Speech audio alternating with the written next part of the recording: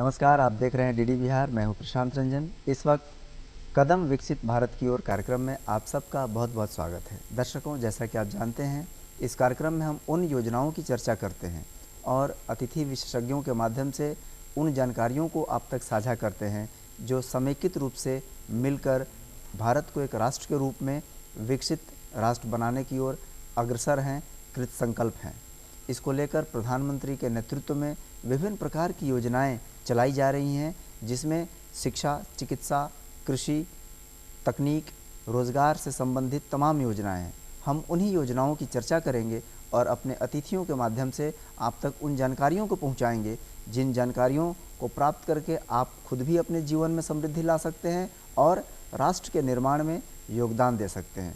तो चलिए, सबसे पहले हम अपने अतिथियों का परिचय करते हैं।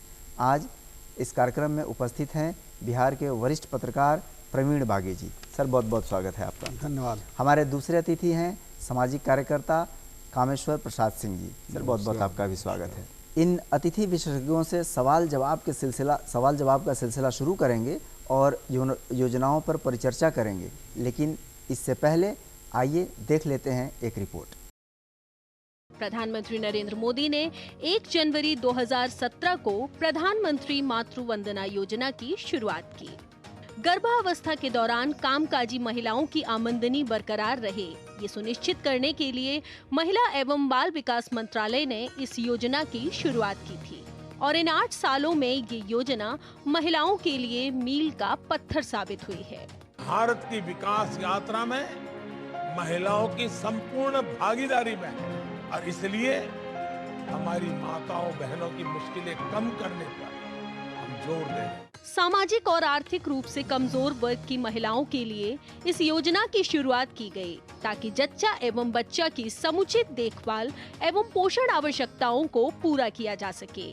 इस योजना को और अधिक सक्रिय बनाने के लिए 1 अप्रैल 2022 को प्रधानमंत्री मातृ वंदना योजना 2.0 की शुरुआत की। प्रधानमंत्री मातृ वंदना योजना 2.0 का ज्यादा से ज्यादा महिलाओं को लाभ मिल सके, इसके लिए लाभार्थी के पंजीकरण फॉर्म को भरने का दायित्व आंगनबाड़ी या आशा कार्यकर्ताओं को दिया गया। गई ऐसी स्कीम है जो कि उनको ऐसे समय में लाभ देती है जिस समय में वो अर्निंग नहीं कर सकती। उद्देश्य ये है कि जो कन्या भ्रूण हत्या को रोकना और जन्म के समय लिंग अनुपात में सुधार करना, जो कि भारत सरकार का बहुत बड़ा उद्देश्य है। इस स्कीम को लेकर हमें बहुत फ़ायदा हुआ, मुझे और मेरे बच्चे के स्वास्थ्य के लिए। मुझे बहुत गर्व है इस स्कीम के ऊपर। प्रधानमंत्री और उन सभी लोगों को धन्यवाद कहना चाहती हूँ जिन लोगों की वजह से मैं इस योजना का भागीदार बन पाई। रिपोर्ट के बाद पुनः कदम विकसित भारत की ओर कार्यक्रम में आप सबका स्वागत है। चलते हैं सबसे पहले वरिष्ठ पत्रकार प्रवीण बागी जी के पास। सर, एक पत्रकार के रूप में लंबा करियर आपका रहा है। 4 दशकों से आपने बिहार और भारत के विकास को देखा है और इसमें हर वर्ग, युवा, महिला, किसान, सबके लिए योजनाएं बनती रही हैं। कई बार क्या होता है कि मुख्य धारा की योजनाओं में हम जो आधी आबादी हमारी हैं, महिलाएं पीछे छूट जाती हैं, उनके लिए भी योजनाएं चलाई जाती हैं। एक ऐसी ही योजना है मातृ वंदन योजना। मातृशक्ति वंदन योजना एक ऐसी योजना है जो महिलाओं के साथ साथ जो नवजात हैं, जो नव शिशु हैं, जो आने वाले समय में देश का भविष्य बनेंगे, उनकी भी चिंता यह योजना करती है।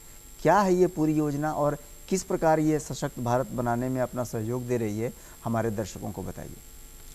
धन्यवाद प्रशांत जी, आपने बिल्कुल सही कहा कि प्रधानमंत्री मातृ वंदन योजना जो है वो इस देश की महिलाओं के लिए है, खास करके उन महिलाओं के लिए जो आर्थिक रूप से कमज़ोर हैं जी और पोषण की कमी जिनमें है, खास करके वैसी महिलाएं जो गर्भवती हैं और उनको बच्चा होने वाला है, मगर उस स्थिति में पौष्टिक आहार बहुत ज़रूरी होता है।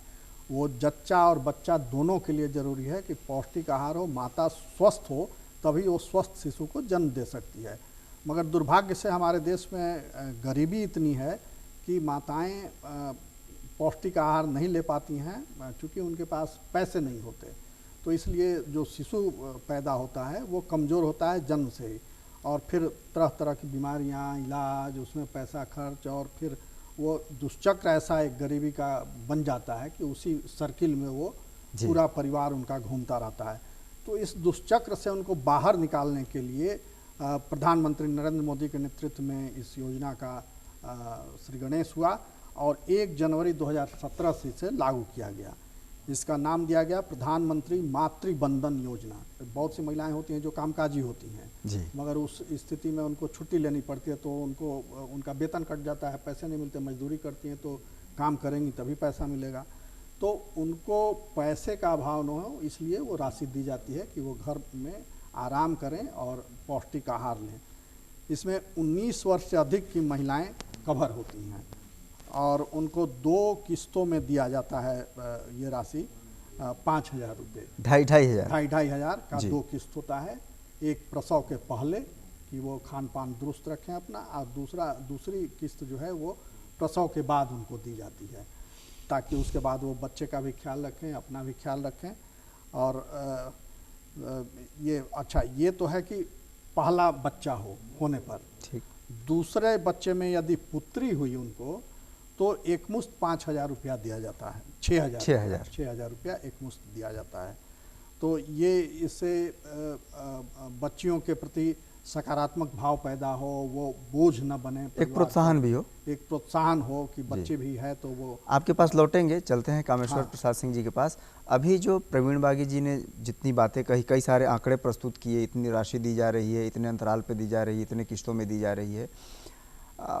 कामेश्वर प्रसाद सिंह जी, आप सामाजिक कार्यकर्ता के रूप में सुदूर गाँव में देखा है, आपने गरीबी क्षेत्रों का दौरा किया है, उन कामों को देखा है। अगर एक मोटा मोटी आंकड़ा देखें तो 2.5 से 3 करोड़ की नई आबादी हर साल हमारे देश में जुड़ जाती है। ये जो योजना है खास करके नवजात बच्चों और उनकी माताओं के लिए, क्या लगता है कि कोई एक परिवर्तन या कोई रेखा खींच पाएगी आने वाले समय में? कितना प्रासंगिक मानते हैं इस योजना को आप? देखिए, प्रधानमंत्री मोदी जी के नेतृत्व में भारत की सरकार ने महिलाओं को शैक्षणिक रूप से, सामाजिक रूप से, आर्थिक रूप से सबल बनाने के लिए, सक्षम बनाने के लिए कई प्रकार की योजनाएं शुरू की हैं। उसमें सुकन्या समृद्धि योजना को भी हम ले सकते हैं। बच्चियों के जन्म के समय ही उनके नाम से कुछ राशि आप फिक्स कर दीजिए, जब वो 18 साल की होंगी तो उनके पढ़ाई लिखाई, शादी विवाह के लिए एक बड़ी राशि उनको मिलती है। शिक्षा के क्षेत्र में भी बेटी बचाओ बेटी पढ़ाओ, तो ये इसका सारे योजनाओं का उद्देश्य है कि हमारे देश की आधी आबादी और खासकर जो गांव में रहने वाले, मजदूरी करने वाले, कम पढ़े लिखे जो हमारे महिलाएं हैं, बच्चियां हैं, अशिक्षित हैं, गरीब हैं, उनको भी शिक्षा के क्षेत्र में आगे बढ़ने का, कौशल के क्षेत्र में आगे बढ़ने का, आर्थिक रूप से स्वावलंबी बनने का अवसर प्रदान करने के लिए विभिन्न प्रकार की योजनाएं भारत सरकार ने चला रखी हैं। उसी में से ये मातृ बंधन योजना, ये विशेषकर गर्भवती महिलाओं के स्वास्थ्य की दृष्टि से, पोषण की दृष्टि से उनके लिए बहुत ही लाभकारी है कि उनको प्रसव के पूर्व और प्रसव के बाद, जैसा प्रवीण बागी जी ने कहा कि राशि जो भारत सरकार के द्वारा दी जाती है, उसका लाभ गांव गरीब परिवार की जो महिलाएं हैं काफ़ी लाभान्वित हो रही हैं, लाभ उठा रही हैं।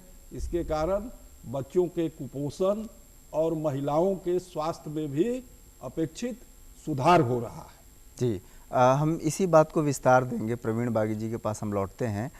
सर, कामेश्वर प्रसाद सिंह जी ने उनके स्वास्थ्य की बात कही कि शिशुओं और माताओं की आज़ादी के बाद से ही आपने देखा होगा, आपने कई पत्रकारीय अपने आलेखों में भी इसको मेंशन किया होगा कि बिहार और भारत में शिशु मृत्यु दर और ख़ास करके जन्म के समय प्रसूता की मृत्यु के आंकड़े भयावह होते रहे हैं।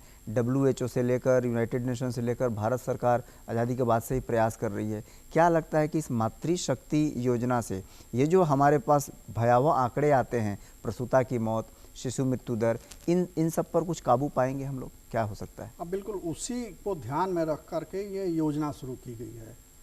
एक बड़ी संख्या में जो देश में महिलाएं हैं वो एनीमिया की शिकार है। एनीमिया नहीं, उनमें खून की कमी है। जितना खून होना चाहिए एक स्वस्थ व्यक्ति के शरीर में, उतना खून नहीं होता।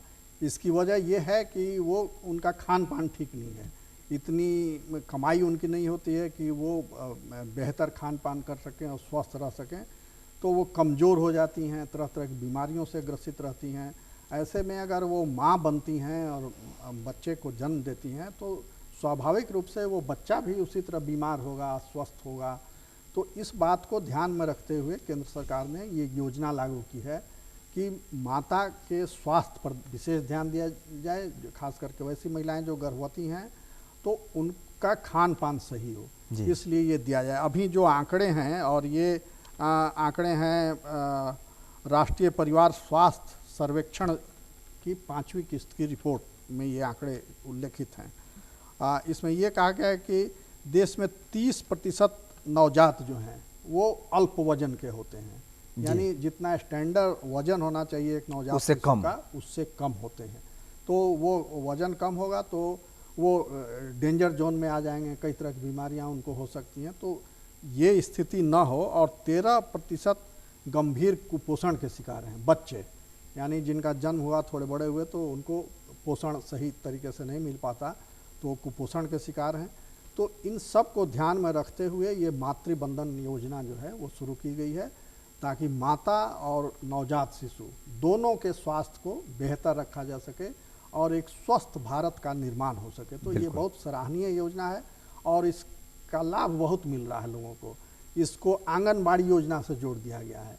जो गर्भवती महिलाएं हैं तो आंगनबाड़ी की दीदियां जा कर के उसका रजिस्ट्रेशन करती हैं, फिर उसकी जानकारी ऊपर जाती है, वहाँ से फिर डायरेक्ट बेनिफिट योजना के तहत उनके अकाउंट में सीधा पैसा आता है, राशि पहुँच जाती है। उसमें कहीं कोई बीच में कोई थर्ड मैन नहीं है जो हेरा फेरी हो।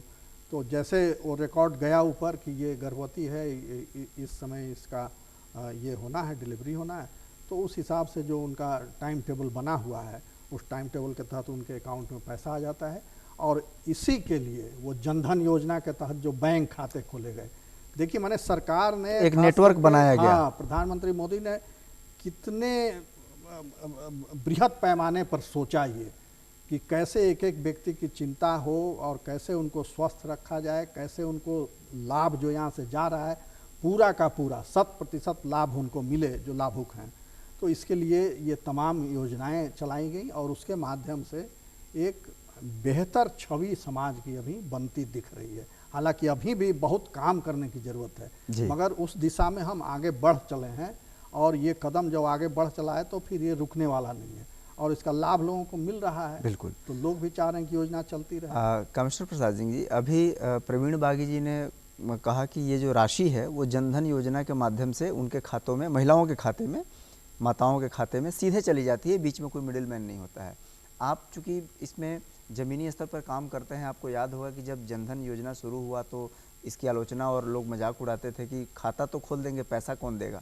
लेकिन जब आप मातृशक्ति, मातृबंधन योजना या दूसरी योजनाओं की राशि उस जनधन योजना खाता धारक के खाते में सीधे जा रहा है, तब इसकी सार्थकता सिद्ध होती है। क्या कहना चाहेंगे इस पर? देखिए, प्रधानमंत्री मोदी जी की जो दूरदर्शी सोच है उसके तहत पहले इन योजनाओं को लागू करने के पूर्व पहले उन्होंने ये व्यवस्था की कि जो भी योजना लागू होगी और लाभुक होंगे, पहले हम ये सुनिश्चित कर लें कि ये लाभ सीधे उन तक बिना किसी हेरा फेरी के कैसे पहुंचे।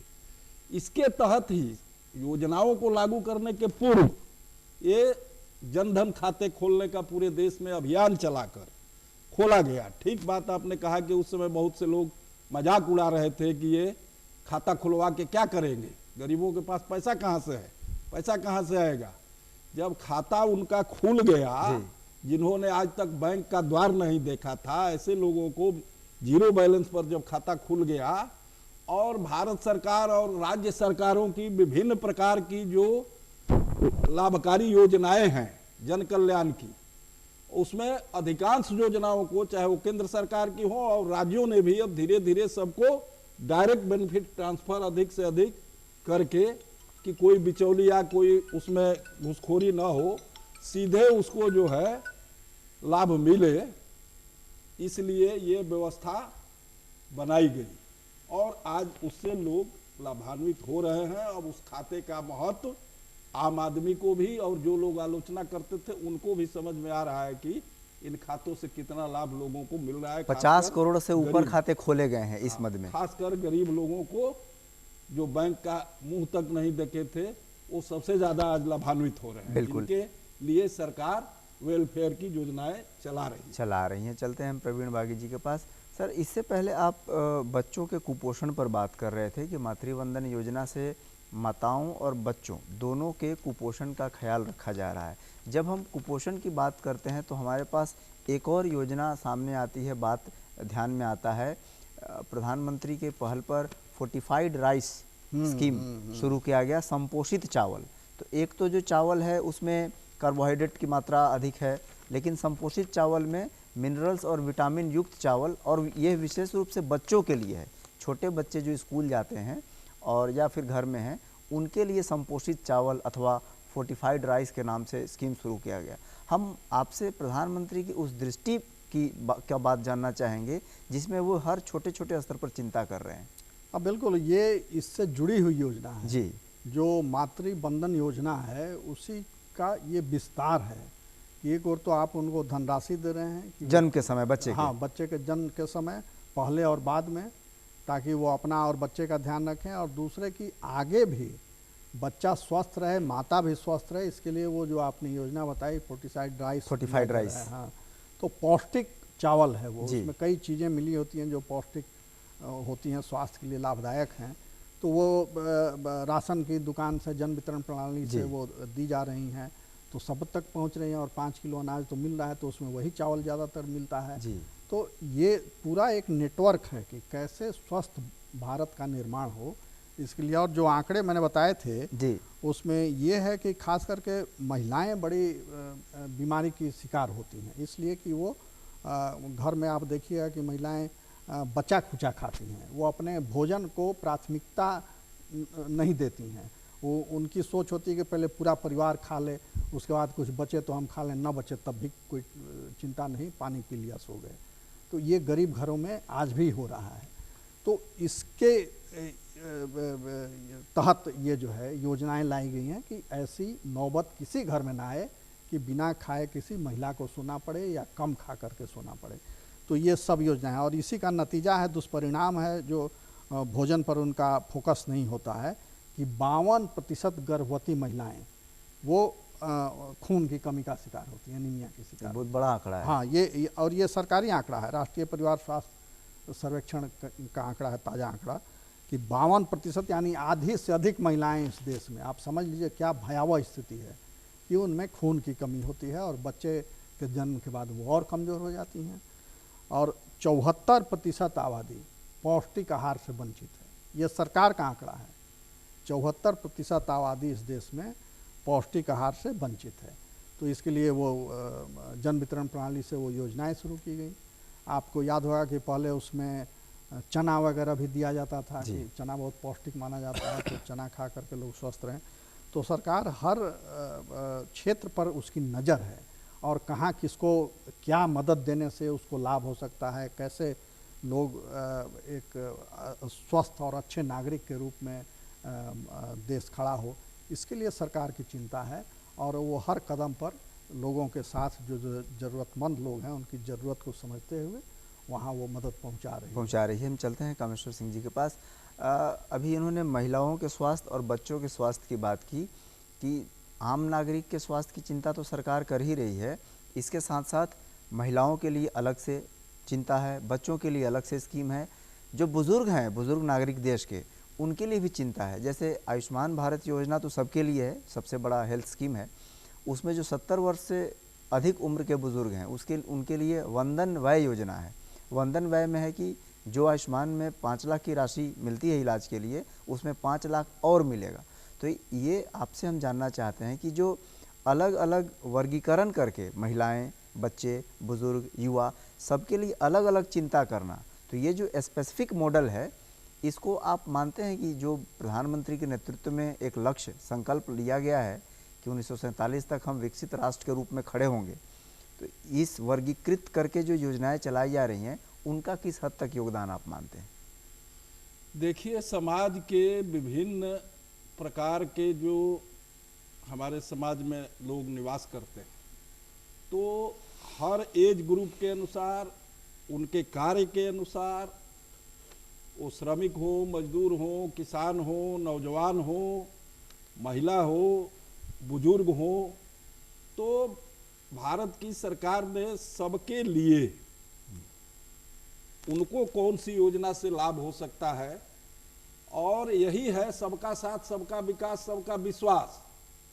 तो यानी हम समाज के हर वर्ग की चिंता करते हैं और हर उम्र के लोगों की भी चिंता करते हैं, उनके स्वास्थ्य की, उनके शिक्षा की, उनके पोषण को ठीक कैसे किया जा सके। तो उसी में सीनियर सिटीजन, वरिष्ठ नागरिक के लिए भी, चाहे वो इलाज की व्यवस्था हो, चाहे वो ट्रेनों में उनको रियायती टिकट देने की बात हो, या अन्य स्थानों पर भी वरिष्ठ नागरिक के लिए अलग अलग काउंटर बनाए जाते हैं, ताकि उनको उम्र के हिसाब से उनको ज़्यादा देर खड़ा न होना पड़े, परेशानी न होना पड़े।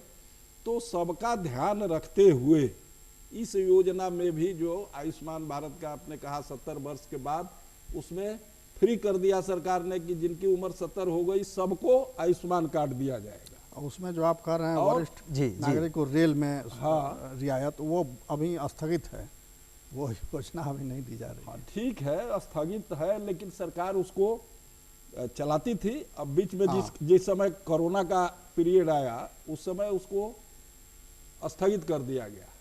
अभी फिर से उसको चालू करने के लिए बात हो रही है। वो योजना आगे चालू हो सकती है। मैंने रेलवे का ही कहने का नहीं, वो चालू था पहले से, बीच में कोरोना के पीरियड में वो बंद हुआ, फिर से सरकार उस पर विचार कर रही है कि कैसे। मतलब आपका ये कहना है कि वरिष्ठ नागरिकों के लिए भी अलग से सरकार चिंता करती है, जिस प्रकार से महिलाओं के लिए अथवा बच्चों के लिए। बिल्कुल, चाहे उनके पेंशन का हो, चाहे उनको बैंक में भी जो है इंटरेस्ट बाकी लोगों से, जो सीनियर सिटीजन है उनको थोड़ा सा इंटरेस्ट ज़्यादा मिलता है, बैंकों में भी उनको पेंशन का लाभ भी, माने हर सुविधाओं में वरिष्ठ नागरिकों को थोड़ा अलग से भी उनको लाभ पहुंचाने का सरकार का दृष्टिकोण रहता है, चाहे किसी प्रकार की योजना। जी बिल्कुल। हम फिर से प्रवीण बागी जी के पास आते हैं। हमारे पास समय कम है, संक्षिप्त में हम आपसे चाहेंगे कि एक निष्कर्ष के रूप में बताइए कि जो महिलाएं और बच्चों और वरीय नागरिकों के लिए जो अलग अलग स्कीम बनाया जाता है, इस विशाल भारत के लिए यह दृष्टिकोण कितना लाभकारी है? ये तो ऐसा काम है कि जो बहुत पहले होना चाहिए था, ये बहुत देर से हो रहा है, मगर देर से ही हो रहा है, दुरुस्त हो रहा है। बिल्कुल। और इसको और तेज करने की ज़रूरत है। इसका बहुत लाभ मिल रहा है। पहले जितना प्रसव के समय जितनी मृत्यु दर थी महिलाओं की या बच्चों की, वो बहुत कम हुई है, इसलिए कि अब मेडिकल सुविधाएं गांव-गांव तक पहुंची हैं। संस्थागत प्रसव पर सरकार का बहुत जोर है, तो उससे उनकी प्राण रक्षा हो रही है। और स्वस्थ शिशु और स्वस्थ माता, ये भी सरकार के फोकस में, इससे उनके स्वास्थ्य में भी सुधार हो रहा है, बीमारियाँ कम हो रही हैं नवजात शिशुओं में। तो ये सब लाभ मिल रहा है, इसको और तेज करने की और मजबूत करने की ज़रूरत है। बिल्कुल। कई सारे काम भारत को विकसित राष्ट्र बनाने के लिए, महिलाओं के स्वास्थ्य के लिए, बच्चों के स्वास्थ्य के लिए हो रहे हैं। प्रवीण बागी जी ने और कामेश्वर सिंह जी ने बताया कि ये कुछ काम बहुत पहले हो जाना चाहिए था, लेकिन देर आए दुरुस्त आए। भारत अब एक एक कदम प्रगति की ओर बढ़ा रहा है, विकसित भारत का जो लक्ष्य है उस लक्ष्य की ओर बढ़ा रहा है। और जैसा कि इस कार्यक्रम का हमारा शीर्षक है कदम विकसित भारत की ओर, हम अगर ऐसे ही कदम दर कदम आगे बढ़ते रहे तो प्रधानमंत्री के नेतृत्व में देश ने जो संकल्प लिया है 2047 तक भारत को विकसित राष्ट्र बनाने का, उस लक्ष्य को भी हम पूरा कर पाएंगे। हम चाहते थे कि इस जानकारीपूर्ण परिचर्चा आगे भी जारी रहे, लेकिन हमारे पास समय की सीमा है, इसलिए हमें अनुमति दीजिए। आइए हम अपने अतिथियों को धन्यवाद देते हैं। कामेश्वर सिंह जी, डीडी बिहार के स्टूडियो में आने के लिए बहुत बहुत धन्यवाद।